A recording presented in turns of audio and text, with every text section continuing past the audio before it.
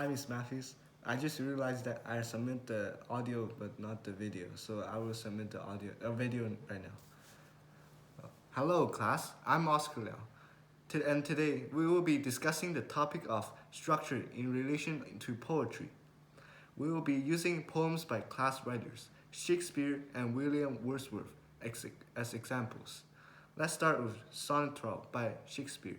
In this poem, about a bachelor realizing the fertility of single life and the benefit of being married and having children, Shakespeare wisely shows the passing of time, comparing the distance between night and day by saying, count the clocks that tells the time. The brave day, the hideous night. Shakespeare 1.2. By saying that the day is brave and the night is hideous. Shakespeare guides his readers into understanding that while daytime can be full of sun and adventure for a single man, nights can be long and tedious, making the passing of time feel like forever. When Shakespeare states that, and nothing against time skies can make defense, safe breed, to brave him when he takes the hands he is struggling, suggesting that the only way to immortality from death is to produce children to live in one's name. He is saying that death is taking him away to his grave. In these last two lines, Shakespeare again repeats the message of Sonnet 12, which is that what time waits for no one and that marriage and thus children is the only way to live and live on indefinitely. There are three distinct color references in Shakespeare's poem, each symbolizing different things. Take note of his usage to them to apply to your own writing. Shakespeare uses the colors violet, silver, and white. When I behold the violet past prime, and sable curves all silver door with white to represent three stages of life: youth, middle age, and old age. The violet represents youth and contributes to mood of the poem by showing the optimism and liveliness of bright color and the possibilities of youth. The silver represents middle age and contributes to the mood of the poem by showing the calmness of a soft color with a slight feeling of warning of getting one's life together as silver turns to white. The white represents old age and contributes to the poem by showing the sadness that old age without family can bring. In contrast to Shakespeare's Sonnet 12, William Wordsworth, we are seven, while Shakespeare creates earnestness of the end of the poem. Wordsworth creates earnestness at the beginning of the poem, asking what a child should know of death. What should I know? What should I know of death? This approach is effective in that draws the reader's attention drastically in as using the image of child alongside the image of death is unnatural. It creates contrast that is though provoking to the reader.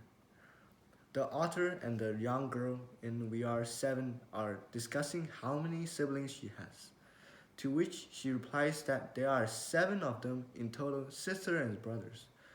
Little maid, how many may you be? How many? How many? Seven in all, she said, and wondering looked at me. Her siblings are scattered about, not all in one place. And they are not all alive. Either two of them have passed away and she buried underground. Two of them live in Conway, and two of them live at sea, as referenced here. She answered, "Seven are we, and two of us at Conway dwell, and two are gone to sea. Two of us is to in the churchyard lie. The year that this poem was written in, 1798, has a great significance for the young girl, and two siblings died.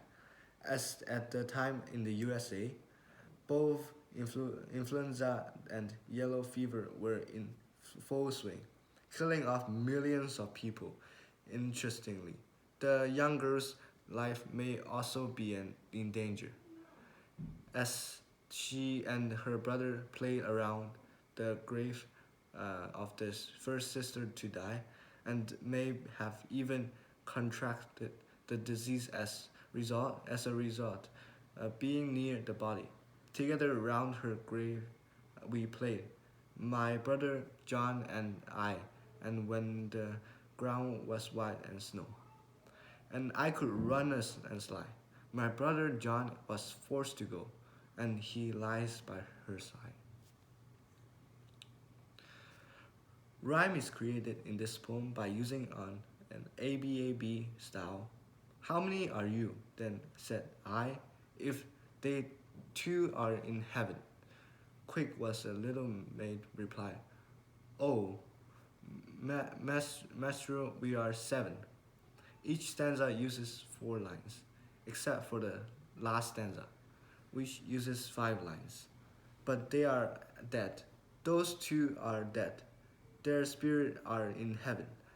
Choose throwing words away, for still the little maid would have her will, and said, nay, we are seven, by changing the lines of the poem from a consistent 4 line style to a 5 line concluding stanza.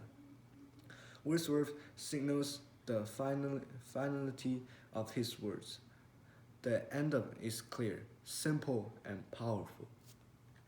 In my opinion, the poem that I enjoyed the most was Shakespeare's Sonnet 12. The reason I enjoyed it more is that it's more relatable to me as a young man who is unmarried, which with Shakespeare's words, when lofty trees I see barren of leaves. I see the uselessness of trying to be a powerful man. Without accepting that I will need a family to find true happiness. In my culture, money is very important. And by reading Sonnet 12, I've been moved to consider my future goals and including time and space for love and children. One of Shakespeare's final lines, and nothing against time skies can make defense. Really close to my heart. No one and nothing can beat time. So live your life fully in order to die without regret.